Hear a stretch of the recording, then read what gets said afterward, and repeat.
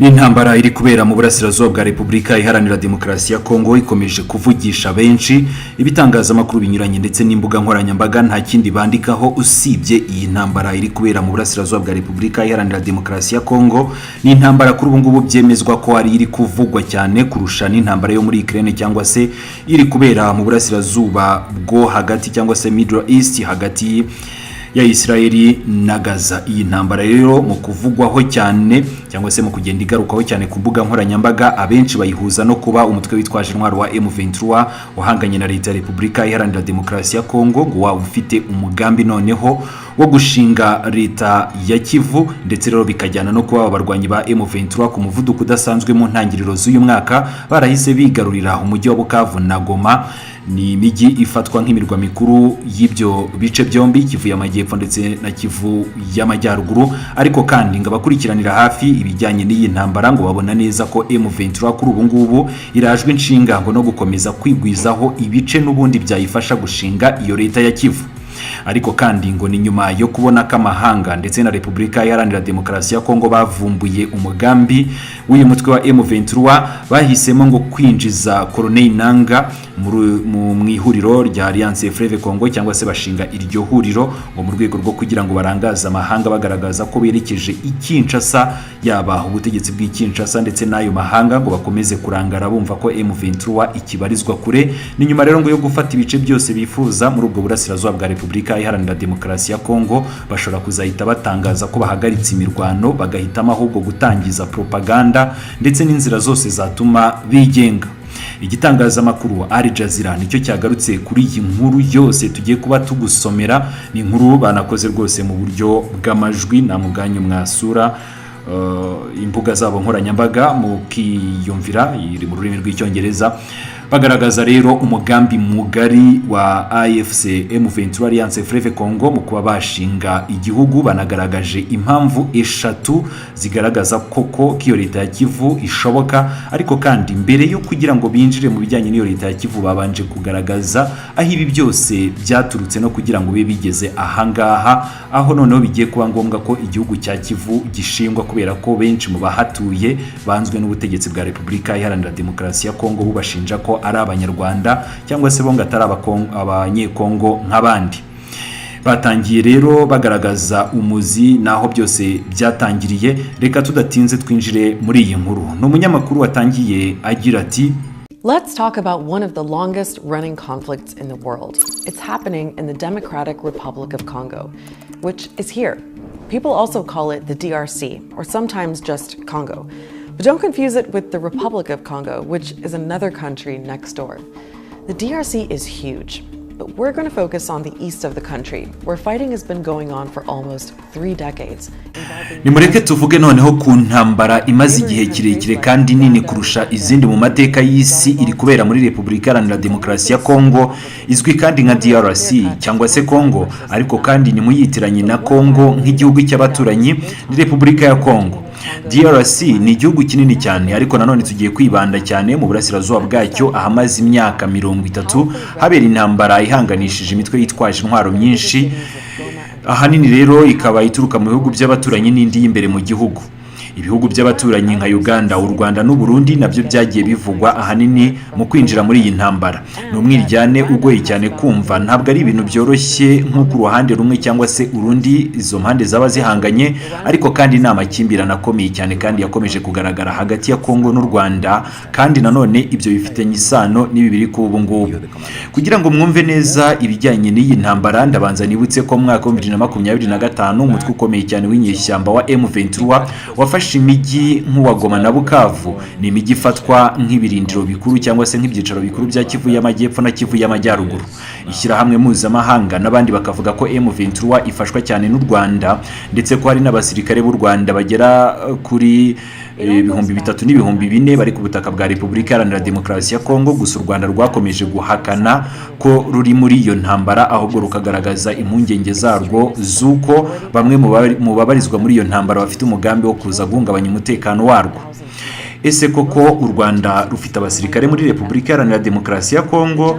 Ntabwo mbizi, ariko kandi uri umugaba mukuru w'ingabo z'u Rwanda. Yego ndiwe, ariko hari ibintu byinshi najya amenya. Uwo ni nyakubahwa Perezida Paul Kagame mu kiganiro aherutse kugirana n'itangazamakuru.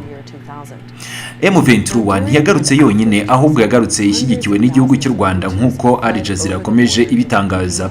Ibi rero bifitanye isano n'amakimbirane amaze imyaka 30 hagati ya Kongo n'igihugu cy'u Rwanda. Ibi byose ngo bifite umuzi mu myaka y'1990, cyane cyane mu mwaka w'1994. Ni muri uwo mwaka ubwo habaga jenoside yakorewe abatutsi hano mu gihugu cy'u Rwanda.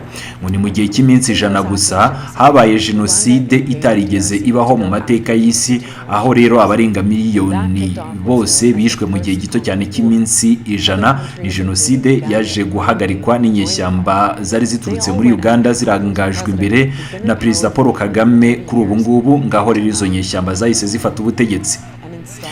Umwe rero mu bayoboye uwo mutwe ni nyakubahwa Perezida Paul Kagame wafashe ubutegetsi. Kuri ubu ngubu ayobora u Rwanda. Ni mu mwaka kuva mu mwaka wa 2000 kugera maginga ya ngaya niwe ukiyoboye igihugu cy'u Rwanda. Ni muri icyo gihe ndetse na nyuma ya jenoside ng'ibihumbi n'ibihumbi byari byarakoze jenoside bahisemo guhungira mu nkambi zo muri Repubulika Iharanira Demokarasi ya Kongo. Ariko ni muri bo cyangwa se muri izo mpunzi harimo bamwe mu bagize uruhare rukomeye cyane muri jenoside yakorewe abatutsi ndetse n'abandi bari abasirikare. Abo rero ngo nibo batangiye kwisuganya bakomeza kwimakaza ingengabitekerezo y'ivangura ndetse n'iya jenoside, ari nayo yateye jenoside mu gihugu cy'u Rwanda. Kubera iyo mpamvu u Rwanda rwabibonye nk'imbogamizi kandi rubafata nk'abanzi. Ni nyuma y'imyaka 2 jenoside ibaye, u Rwanda ngo rwahisemo kujya muri Repubulika Iharanira Demokarasi ya Kongo kujya kugarura impunzi, kugira ngo ariko nanone runarwanye iyo mitwe y'inyeshyamba yari imaze kwisuganya igamije kugaruka ngo irangize ibijyanye na jenoside bumvaga ko bambuwe uburenganzira bwo kuyirangiza. Ibi rero ngo byatangiye gutera intambara yiswe iya mbere ya Kongo, maze rero ibindi bihugu birimo nka Uganda ndetse n'u Burundi nabyo byinjira muri iyo ntambara. Bose rero bari bahanganye na Perezida wa Kongo wari umaze imyaka irenga 30 ku butegetsi. Baramuhiritse bashyiraho ubutegetsi bushya, ariko kandi ngo ntibyateye kabiri ubwo butegetsi bushya bwahise burakarana n'ababushyizeho cyangwa se n'ababufashije kujyaho. Ibyo rero ngo byateye indi ntambara yarushijeho kuba nini. Noneho iyo ntambara ngo yarangiye hakozwe amasezerano y'amahoro. Ayo masezerano yavugaga ko hagomba kuba amatora, kandi rero imitwe y'inyeshyamba igashyirwa mu ngabo za leta ya Kongo. Ariko kandi ngo ayo masezerano ntiyigeze azana amahoro, cyane cyane mu burasirazuba bwa Repubulika Iharanira Demokarasi ya Kongo. Abasesenguzi bamwe bise ibyo ko nta mahoro nta ntambara, kuko rero hari imitwe yitwaje intwaro myinshi cyane. Ingabo za leta ntizigeze na rimwe zemera ko zizatuza, zahisemo ahubwo gukomeza kwisuganya, kandi rero zashinjwaga gukorana n'abagizi ba nabi ndetse no gukora ibyaha. Ni ku rwego mpuzamahanga ngo nubwo ibihugu by'u Rwanda na Uganda byari byarabaye indiri y'iyo ntambara, ngo byemeye gukura ingabo zabyo mu burasirazuba bwa Kongo mu ntangiriro z'umwaka wa 2000, ntibyigeze ariko nanone ngo byemera kugabanya ingufu zabyo muri ako karere. Nyuma y'imyaka 20 uburasirazuba bwa Repubulika Iharanira Demokarasi ya Kongo kuri ubu ngubu ngo buracyarimo intambara. Kimwe rero mu bintu byaranze iyo ntambara ni ibitero byagiye bigabwa n'imitwe yitwaje intwaro ibarizwa muri Repubulika Iharanira Demokarasi ya Kongo, by'umwihariko abavuga ururimi rw'Ikinyarwanda. Benshi rero bakavuga ko bafashwa n'igihugu cy'u Rwanda, ahanini bijyanye n'uko bavuga urwo rurimi rw'Ikinyarwanda. Ikindi kandi u Rwanda rukagaragaza ko iteka ryose rushyigikiye iyo ntambara. Iyo mitwe yagendaga ngihinduka, ariko kandi M23 niyo nshya ugereranyije n'indi yagiye ibanza, kandi ni nayo ifite imbaraga cyane kurusha izindi zose zabanjirije uwo mutwe wa M23. M23 ngo yavutse mu mwaka wa 2012, izina ryayo rikomoka ku masezerano y'amahoro yasinywe mu mwaka wa 2009. Gusa M23 ikavuga ko leta ya Kongo itigeze yubahiriza ayo masezerano uko bikwiriye. M23 yafashe umujyi wa Goma mu mwaka wa 2012, ariko nanone ngo yahise isohorwa muri uwo mujyi nyuma y'iminsi 10 gusa. ni nyuma y'intsinzi y'igihe gito cyane M23 yabaye nk'iyazimiye mu myaka yakurikiyeho, ariko kandi yagarutse mu mwaka wa 2021 itangira kwigarurira ibice byinshi kurushaho kandi ku muvuduko udasanzwe. Inyeshyamba za M23 ako kanya byahise bitangira kuvugwa ko umuvuduko ndetse n'imbaraga bafite ko baba batari bonyine, bahise rero batangira kuvuga ko bashyigikiwe n'igihugu cy'u Rwanda, nabo rero bakajije ibitero mu burasirazuba bwa Repubulika Iharanira Demokarasi ya Kongo. Uburyo bafashe kandi uburyo bakomeje kwigarurira Goma na Bukavu, imijyi ikomeye cyane muri ako karere, bigaragaza ingufu nyinshi bafite kuri ubu ngubu. Inyeshyamba za M23 bavuga ko zishyigikiwe n'igihugu cy'u Rwanda, ngo ubu ngubu ziragera amajanja umujyi wa Uvira, mu mujyi kuri ubu ngubu wa gatatu M23 yaba yigaruriye mu burasirazuba bwa Kongo, ni mu gihe cy'ibyumweru bike cyane gusa kuva uyu mwaka utangiye. Biravugwa ko M23 ifite abarwanyi bagera ku 6,000, ariko kandi ngo abantu benshi bakavuga ko batari kuba ngo barigaruriye ibyo bice byose batabonye ubufasha buturutse ahandi, ari naho bashingira bavuga ko ari u Rwanda. Nk'uko amakuru atandukanye ngo bigaragaza, M23 ishyigikiwe cyane n'igisirikare cy'u Rwanda mu mirwano ikomeye. Ni igisirikare cy'u Rwanda mu gitanga ibikoresho bikomeye kandi bigezweho by'intambara, kigashyiraho uburyo bwo gutegura ibitero neza cyangwa se gupanga neza urugamba, kigatanga imyitwarire ikwiye, ni ukuvuga discipline mu gisirikare, n'ibindi ibikoresho byose by'ingirakamaro bituma igisirikare koko kiba icy'umwuga. M23 ubwayo ngo ntago yari ifite ibyo byose, iyo rero ngo hatabaho ubufasha bw'igihugu cy'u Rwanda, ibyo byose ngo ntabwo byari kubaho. Iyo urebye umubare w'abasirikare b'u Rwanda barwana bari kumwe na M23, ngo umuntu yakwibaza niba M23 ifashwa n'u Rwanda cyangwa se niba u Rwanda ari rwo rubarizwa muri Repubulika Iharanira Demokarasi ya Kongo rukajyana na M23 gusa. Ariko kandi ngo u Rwanda inshuro zose rwabigarutseho rugaragaza ko nta basirikare bari muri Repubulika Iharanira Demokarasi ya Kongo. Ibijyanye n'ubwo bufasha abasirikare kuba bambaye neza, discipline ndetse n'ibikoresho, ahanini ngo byose bigirwamo uruhare n'ubutegetsi bwa Repubulika Iharanira Demokarasi ya Kongo, nibwo butera inkunga icyo gisirikare cya M23 mu bijyanye n'ibikoresho. Hanyuma rero icyo gisirikare nacyo kikaba kizwiho n'ubundi kugira ubwo bunyamwuga.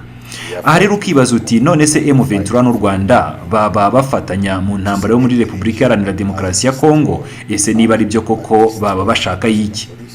Hano rero ngo harimo ibintu byinshi birimo iby'impande zitandukanye zivuga, ndetse n'iby'abasesenguzi bagerageza gusobanura bashingiye ku bimenyetso bifatika. Urugero, M23 n'u Rwanda bavuga ko bashaka kurengera abo mu bwoko bw'abatutsi n'abavuga ururimi rw'ikinyarwanda bamaze igihe kirekire, imyaka myinshi cyane batotezwa, bicwa kandi barimuwe ku butaka bwabo. Ariko kandi ngo ibyo ntibisobanura neza kimwe rero cyose mu byo baba bakora muri Repubulika Iharanira Demokarasi ya Kongo. Hari amateka y'itotezwa koko ry'abo mu bwoko bw'abatutsi muri Repubulika Iharanira Demokarasi ya Kongo, by'umwihariko mu burasirazuba bw'icyo gihugu, kandi rero ngo ni ngombwa kubivuga. Ariko kandi iteka ryose byakomeje kugenda bicecekwa. U Rwanda ngo mu karere nicyo gihugu gitinyuka kugira icyo kibitangazaho, ari nabyo ahanini benshi mu basesenguzi bashingiraho bavuga ko u Rwanda ruri muri Kongo. Ariko kandi nanone ngo nta gihamya cy'uko habayeho mu by'ukuri kugaragara kw'ingabo muri Repubulika Iharanira Demokarasi ya Kongo. Ahanini ibyo byose bigenderwaho bijyana n'uko iki gisirikare koko bigaragara ko ari icy'umwuga, kandi u Rwanda narwo ngo rukagaragaza ko hari impamvu zo kuba abarwanyi ba M23 barwana.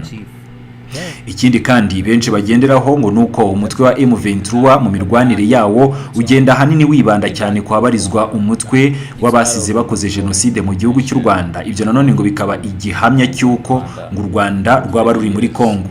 M23 n'u Rwanda bavuga kandi ko barimo kurwanya imitwe y'abarwanyi ba FDLR, barimo rero n'abasize bahekuye u Rwanda muri jenoside yakorewe abatutsi mu gihugu cy'u Rwanda 1994. Abo rero u Rwanda rwatangiye gukurikirana kuva mu myaka myinshi ishize. Hari imitwe yitwaje intwaro by'umwihariko ishamikiye ku mutwe wa FDLR, u Rwanda rugafata uwo mutwe nk'icyago rwose ku mutekano warwo.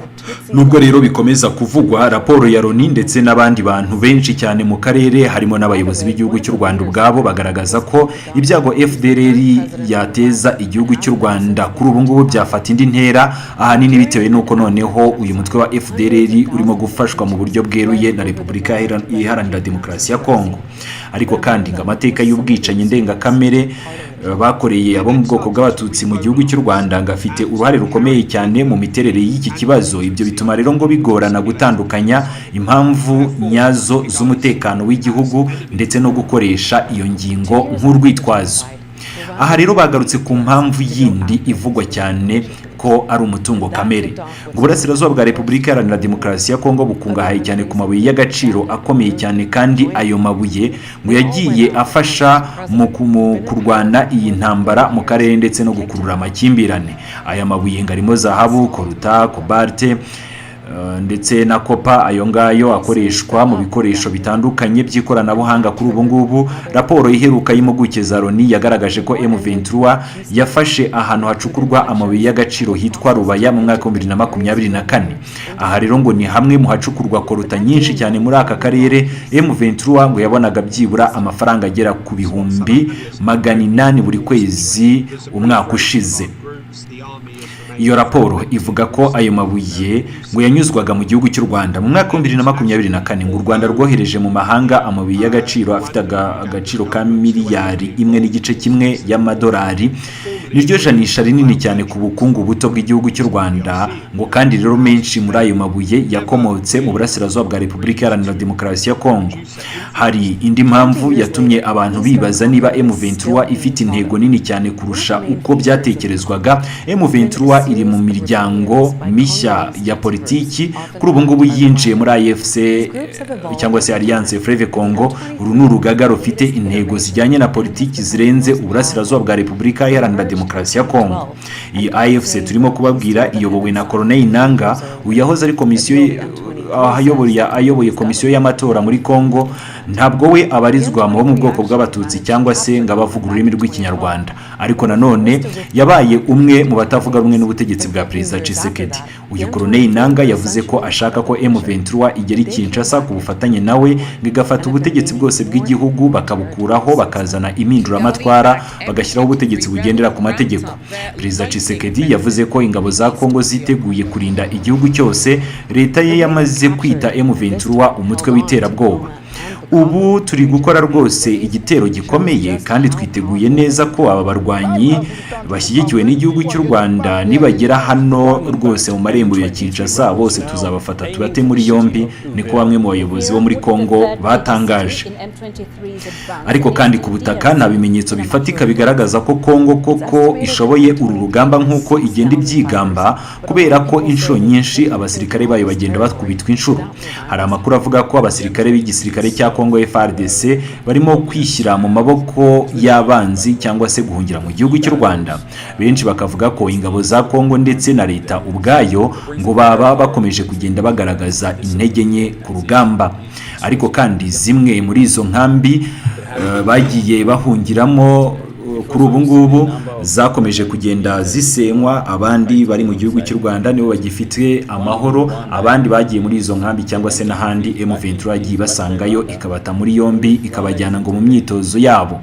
M23 kandi yasabye ibihumbi by'impunzi kuva muri izo nkambi. Nazo ni ikibazo gikomeye cyane ngo kuko abantu bamwe bakennye kurusha abandi ku isi. Benshi muri abo ngo bamaze imyaka 2 cyangwa 3 irenga barakuwe mu byabo, none rero ngo M23 irabasaba gusubira mu ngo zabo. Ni mu myaka magana intambara yo mu Burasirazuba bwa Kongo yakomeje kurangwa n'ibikorwa bya kinyamaswa bikabije. Bamwe rero mu bayobozi b'imitwe y'inyeshyamba bagiye bahanwa, abandi bagafatirwa ibihano bashinjwa ibyaha by'intambara. Mu bafatiwe ibihano rero harimo n'inkiko zagiye zibafatira ibihano zirimo nka ICC cyangwa se urukiko mpuzamahanga mpanabyaha. Kandi rero ngo ubu bugome buracyakomeje kubera ko hakiri imitwe ikabije ndetse yanakomeje kugenda yiyubaka, ikomeje kugenda yica abaturage b'inzirakarengane. Human Rights Watch ivuga ko mu mirwano iheruka impande zose zisha abantu, zisambanya ku ngufu mu nkambi zitandukanye, zitambamira imfashanyo ndetse ngo zinakora n'ibindi byaha byibasira inyokomuntu. UNICEF ikavuga ko abana barimo gusambanywa ku rwego rutigeze rubaho mu myaka ya vuba. Loni gashinja M23 kwica abana no kubinjiza mu gisirikare. Aha rero bakagira bati amaherezo y'imyaka 30 y'amakuba y'abanyekongo arabarirwa muri za miliyoni. Abaturage badafite aho bahuriye n'inyungu za politiki z'impande zose, ahubwo barashaka gusa kubaho mu gihugu gitekanye. Ari nayo mpamvu rero bigaragara neza ko amaherezo Repubulika Iharanira Demokarasi ya Kongo ishobora kuba irimo kwicamo ibice dushingiye kuri izi mpamvu zikurikira.